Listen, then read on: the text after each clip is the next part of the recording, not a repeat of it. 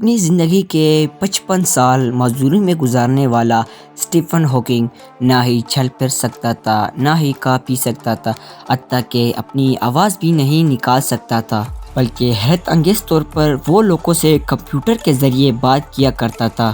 اپنی زیادہ تر تھیوریز اور پریڈکشن سچی ثابت کرنے والا اسٹیفن ہاکنگ اب اس دنیا میں نہیں رہا، لیکن اپنے مرنے سے پہلے اس نے ارتھ پر کچھ ایسی بھیانک مثالیں دی تھی، اگر وہ سچ ہو جائے تو اگلے 200 سال تک ہماری اس دنیا کا کوئی نام اور نشان بھی باقی نہیں رہے گا۔ 21 سال کی عمر میں اسٹیفن ہاکنگ کو ایک ایسی بیماری نے گھیر لیا جو زیادہ تر 50 سال کے عمر کے لوگوں کو ہوتی ہے، جو انسان کی جان لے کر ہی چھوڑتی ہے۔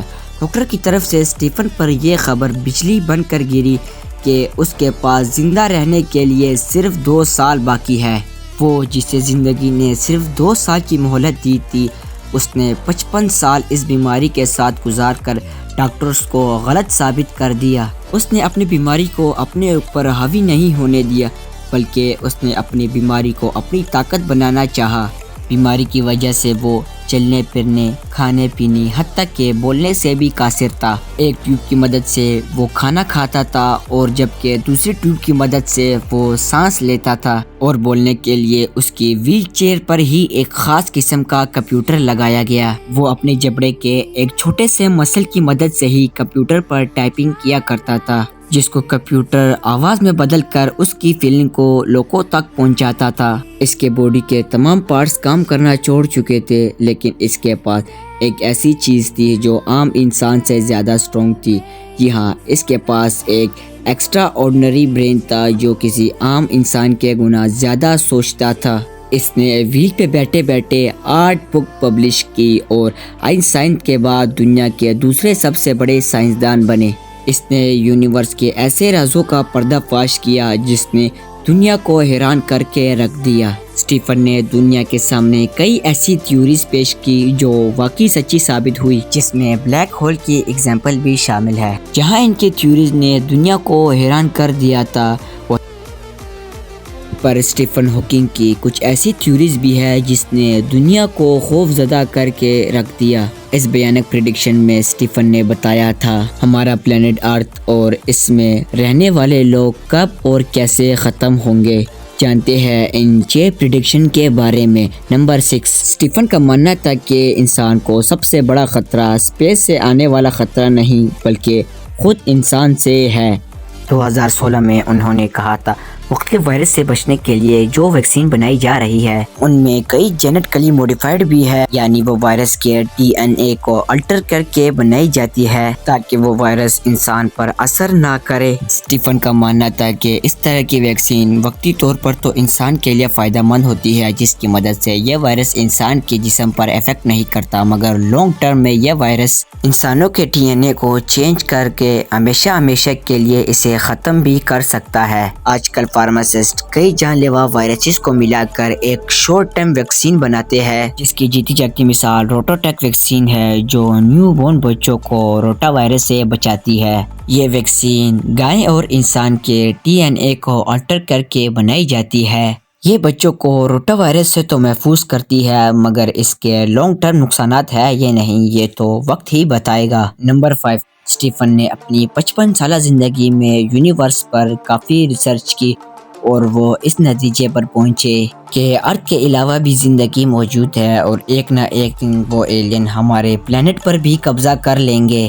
یہاں آپ کو بتاتے چلے کہ سائنٹیفک تھیوری کے حساب سے یہ یونیورس ایک بگ بینگ کے نتیجے میں بنی تھی، لیکن اسٹیفن کی تھیوری ان سے الگ تھی۔ ان کا ماننا تھا کہ ایک بگ بینگ نہیں ہوا تھا، بلکہ کئی اور بھی بگ بینگ ہوئے تھے، اور ہر ایک کے نتیجے میں الگ الگ یونیورس بنی تھی۔ آسان الفاظ میں بات کی جائے تو ہاکنگ پیرالل یونیورس پر یقین رکھتے تھے۔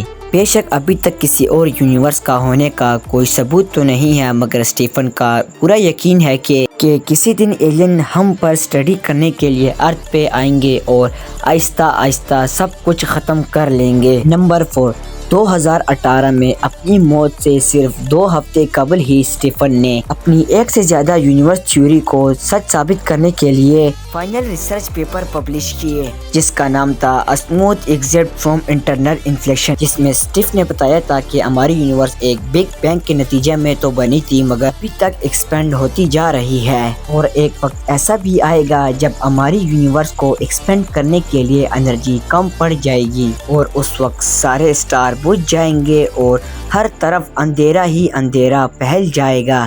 ان کا ماننا تھا کہ یہی وہ وقت ہوگا جب ہماری پوری یونیورس اپنے دی اینڈ پر پہنچ جائے گی۔ نمبر 3، بے شک اسٹیفن خود ایک ریبوٹنگ ویل چیئر پر تھا مگر وہ بہت سخت خلاف تھا ان ریبوٹنگ مشین کے۔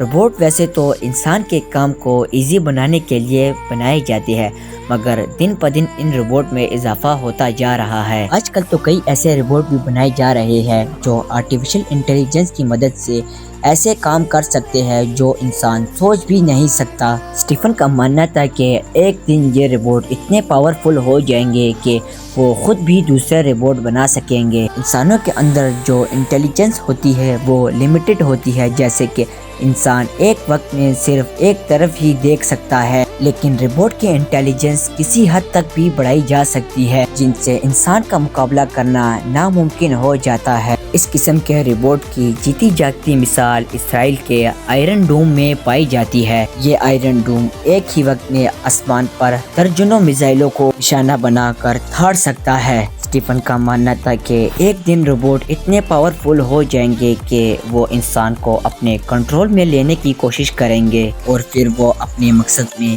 کامیاب بھی ہو جائیں گے۔ نمبر 2، یہ بات تو ہم جانتے ہیں کہ انسان کی فطرت میں غصہ اور لڑائی جھگڑا بھی ہے جس کے کم ہونے کا کوئی چانس نظر نہیں آتا۔ اس لڑائی کی ریسنٹ مثال رشیا اور یوکرین کی جنگ میں دیکھی جا سکتی ہے۔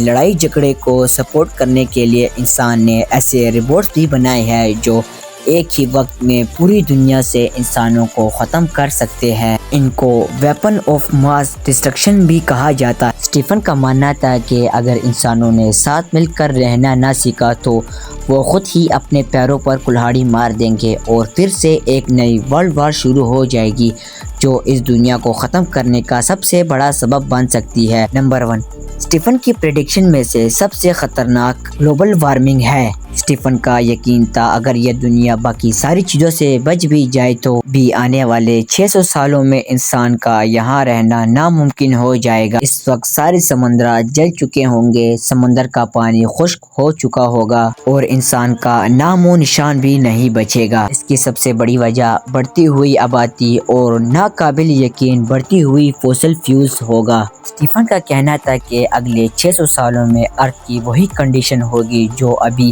وینس کی کنڈیشن ہے۔ ارتھ کا ایوریج ٹیمپریچر 250 سیلسیس تک بڑھ جائے گا اور آسمان سے پانی کے بدلے سلفیورک ایسڈ برسا کرے گا اور آگ برساتی گرم ہواؤں کی رفتار 360 کلومیٹر گھنٹہ کی رفتار تک پہنچ جائے گی۔ اس کی گرمائش اتنی ہی ہے جتنی ایک اوون میں کھانا پکانے کے لیے سیٹ کی جاتی ہے۔ ناظرین، جس طرح اسٹیفن نے ڈاکٹرز کی 2 سالہ مدت کو 55 سالہ زندگی میں بدل دیا، اسی طرح ہمیں بھی چاہیے کہ ہم اپنے ارتھ کی لائف صرف ایک درخت لگا کر بڑھا سکتے ہیں۔ امید ہے کہ زی ٹی وی کی یہ ویڈیو بھی آپ بھرپور لائک کریں گے اور شیئر کریں گے، اور اگر ویڈیو پسند آئی ہے تو ہمارے چینل کو سبسکرائب کر دیجیے اور ہمارے چینل سے جڑے رہیے۔